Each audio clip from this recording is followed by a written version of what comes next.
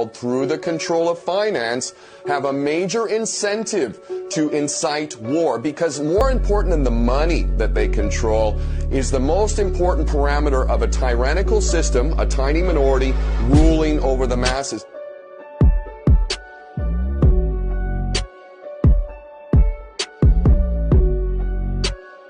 That principle is you will never be able to rule people if you cannot divide them. So you must divide them. What divides people more than anything else? War, mass murder, horrendous crimes, torture. Things like that are good in the view of a banker.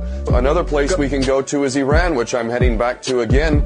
There's 100,000 victims in Iran from the chemical weapons that Saddam Hussein used with the aid of the CIA. This is a matter of public record. Let us remember how he was our favorite little attack dog in the Middle East, and that we had to attack Iran for having the audacity of getting rid of our puppet, the Shah. And the Iranians, all too ironically, while being told, the whole West being told that these are the evil people who want to exterminate the Jews and all this kind of nonsense, the Iranians had an amazing debate within their nation back in the 80s when they were being attacked by weapons of mass destruction from Saddam Hussein and chemical weapons, and there was a debate about whether they should even attack Basra and Baghdad with weapons of mass destruction. And you know what their answer was? No, we can't, because we're a God-fearing nation and it would be immoral and God would not approve. So this is yet another example, 100,000 victims of chemical weapons in Iran. So yeah, America's moral authority hasn't existed for decades, and I have been shocked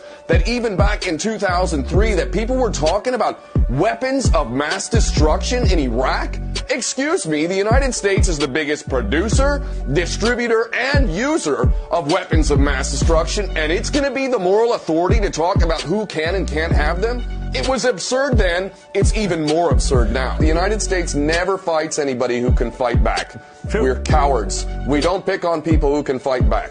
What I'm going to say now, I want to make clear, is motivated by a deep love of this beautiful planet and all humanity. And while many of my brothers and sisters